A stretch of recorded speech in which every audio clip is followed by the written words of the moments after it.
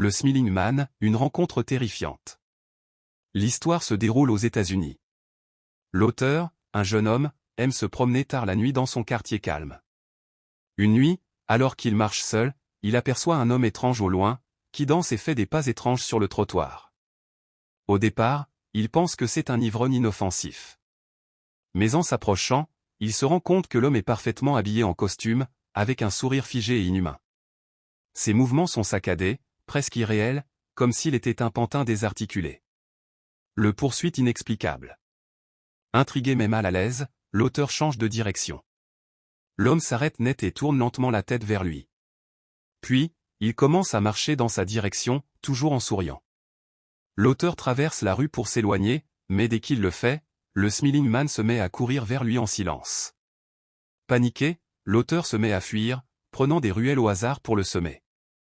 Après plusieurs minutes de course, il se retourne, l'homme a disparu.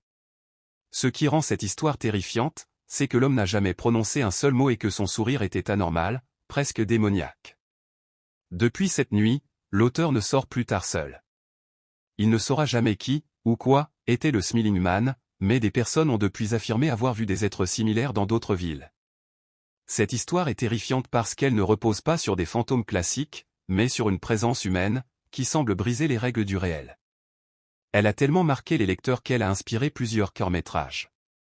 Cette histoire s'est réellement déroulée. Est-ce que le Smiling Man était réel? Dites-moi en commentaire ce que vous pensez. Passons maintenant à la deuxième histoire. L'histoire suivante est un témoignage réel partagé sur Reddit par un utilisateur sous le pseudo Raven-Bacage. Ce qu'il a vécu une nuit chez lui est digne d'un cauchemar éveillé. Une nuit normale qui vire au cauchemar. L'histoire se passe en 2017. L'auteur, un jeune homme vivant seul, rentre chez lui après une longue journée de travail. Il est environ 23 heures, et il décide d'aller se coucher. Avant de dormir, il a l'habitude de laisser sa porte de chambre entr'ouverte, laissant juste un filet de lumière du couloir entrer. Cette nuit-là, quelque chose le réveille en sursaut. Il ne sait pas pourquoi, mais une mauvaise sensation lui serre la poitrine. Un silence total règne, plus oppressant que d'habitude. En ouvrant légèrement les yeux, son sang se glace. Dans l'obscurité du couloir, derrière la porte entr'ouverte, il voit un visage. Ce n'est pas un visage normal. Il est pâle, presque cadavérique, avec de grands yeux noirs figés sur lui. La chose ne bouge pas. Elle l'observe, immobile. Paralysé par la peur. L'auteur est tétanisé. Son cerveau essaie de rationaliser, un voleur?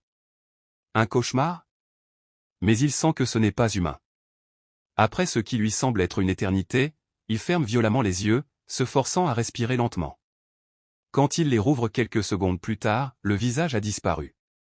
Il n'a jamais su ce qu'il avait vu cette nuit-là. Les caméras de surveillance de son appartement n'ont détecté aucun mouvement, et pourtant, il est sûr que quelqu'un ou quelque chose était là. Depuis, il dort toujours avec la porte fermée à clé. Je trouve ces deux histoires effrayantes. Est-ce vraiment réel ou le fruit de leurs imaginations? N'hésitez pas à commenter votre ressenti et mettre un j'aime. Merci de m'avoir écouté. À bientôt.